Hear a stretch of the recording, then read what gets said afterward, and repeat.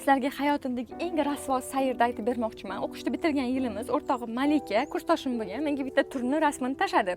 Chorvoqqa borar ekan, Toshkentda ertalabdan kechgacha bo'ladi. Rosa ham chiroyli sharsharani rasmi, mana shu sharshara bilan bitta g'orni ko'rsatib keladi. Bizga yangi tajriba bo'ladi. Yur.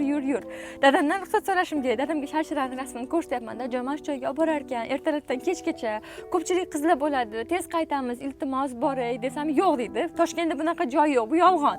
Yo'q dadajon, boray, iltimos, men ham dam olishga haqqim bor. Ishlarimda u payt dam olishga haqqim bor. Men ham dam olib kelay, iltimos deb xullas ruxsatni oldim.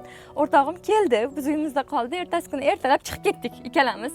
Amir Temur metroni oldida olib ketishdi. Xullas Chorvoqqacha 2 soat avtobusda bordik-da, u yog'iga peshkom boramiz dedi. Iyul oyi. Birorta daraxt yo'q yo'lda. Peshkom yuramiz, terlab ketganmiz, tamom. Suv bo'lib ketgan ruboshkalarim.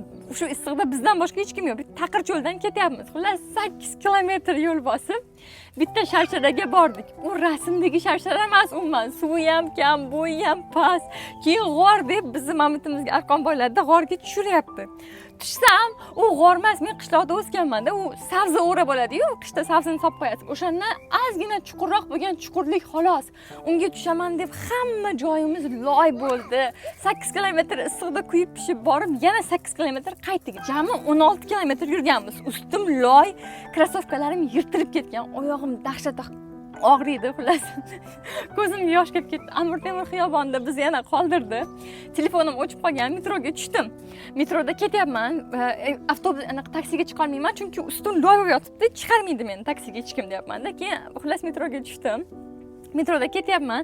Men oldimga militsiya kelyapti. Men aytayapman, men bitta qanaqadir alkash deb o'ylayapti. Men alkash emasman, men normalniy qizman. Men dam olishdan kelyapman deb chiqib oldim, metroga chiqdim. Hamma menga qaraydi, hech kim bilan ishim yo'q. Xullas bordim. O'zim Sergeldiga yetganda telefon qilyapman dadamga. Dadajon, iltimos meni metrodan olib keting, iltimos. Oyoqlarim og'rib ketyapti. Dadam chiqib, metroga tushib, metrodan meni suyab olib chiqib ketib, uyga olib bordi. Krossovkalarimni tashlab bordik. Oyoqlarim ishib ketganda, prям shilinib ishib ketgan. Oyoqlarim yuvaman, singillarim masuradi. Xullas, dam olishdan daddalam chiqib qaytib keldim. Bir hafta ketdi o'zi ham o'zimga qayta tiklab olishimga. Shunda tushunib yetuvdimki, işte dadamning gapiga doim quloq solishim kerak. Dadam ko'p narsani biladi. Aldamayotgan joylari yaxshiroq ajratadi deb o'shanda birinchi marta dadam aytganini qilmaganman va itda afsuslanganman.